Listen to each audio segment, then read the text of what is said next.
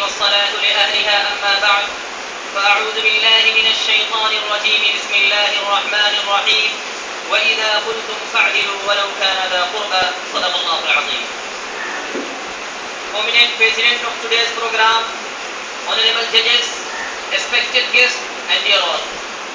It is great pleasure for me to have a talk in this program on the topic of justice in Islam. Dear brothers, there is one word that captures the essence of all Islamic laws and all Islamic teachings, that is justice. In the Islamic worldview, justice denotes placing things in their rightful places, and it also means giving others equal treatment. Most of the recent Western legal concepts such as supremacy of law, equality before law, judicial independence and impartiality, juristic personality, legal representation and presumption of innocence, etc. were never alien to Islam.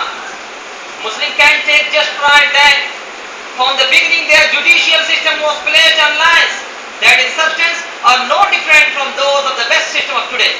Here is a brief look at some of the main features of justice in Islam. Supremacy of law. In Islamic legal system, no official and no ruler can claim to be above the law. No acts, procedures, decision of any authority, howsoever high it may be, can be valid and binding as to the people. They are made safe to the extent they are in consonance with the law. Equality before law. The glorious Quran and Sunnah, which are the primary sources of Islamic law, put great emphasis on equality.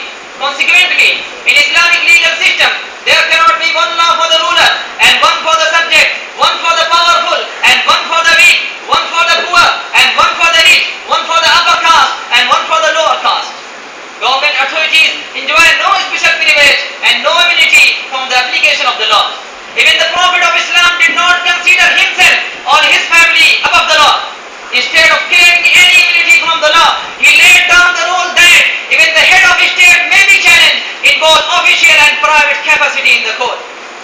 The following statement of the Prophet, peace be upon him, which he made while deciding the case of a noble woman who had committed theft, demonstrates it all. Prophet ﷺ said, verily, those who were before you were perished, because when any respected person among them was stealing, then they acquit him, and any weak person among them was stealing, then they punish him. By Allah, had Fatima, the daughter of Muhammad, committed theft, I would have cut off her hand. This hadith is narrated by Imam Bukhari as well as by Imam Abu Dawud. Judicial impartiality. The glorious Quran says in Surah Nisa, chapter number 4, ayah number 105, إِنَّا أَنزَلْنَا إِلَيْكَ الْكِتَابَ بِالْحَقِّ لِتَحْكُمَ بَيْنَ النَّاسِ بِمَا أَرَاكَ اللَّهُ وَلَا تَكُنْ لِلْخَائِنِينَ خَصِيمًا. Verily, we have revealed the book to thee in truth, that thou may judge between the people by the means of what Allah has taught you, and be not one believing the cause of dishonest. This ayah lays down in common that the dishonesty must be punished and the balance of justice must be held equal between the foes and friends and between Muslim and non-Muslim.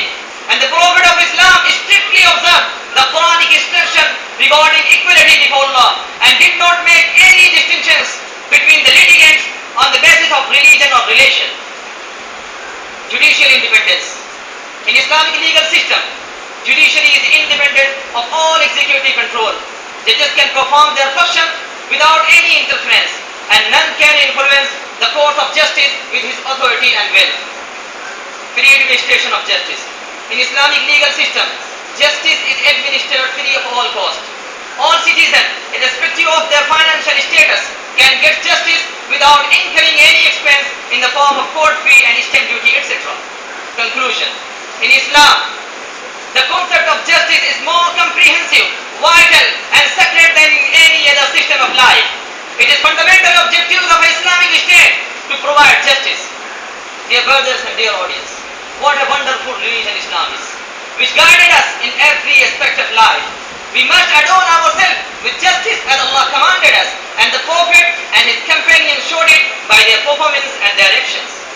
Where there is justice, there is love, and where there is love, there is peace. When the world will be peaceful, we will live in peace. Here I conclude my speech with the noble words of the glorious Quran, chapter number 6, ayah number 152. وَإِذَا قُلْتُمْ فَعْدِلُوا وَلَوْ كَانَ ذَا قُرْبَى. When you speak with justice, even if it is against someone close to you.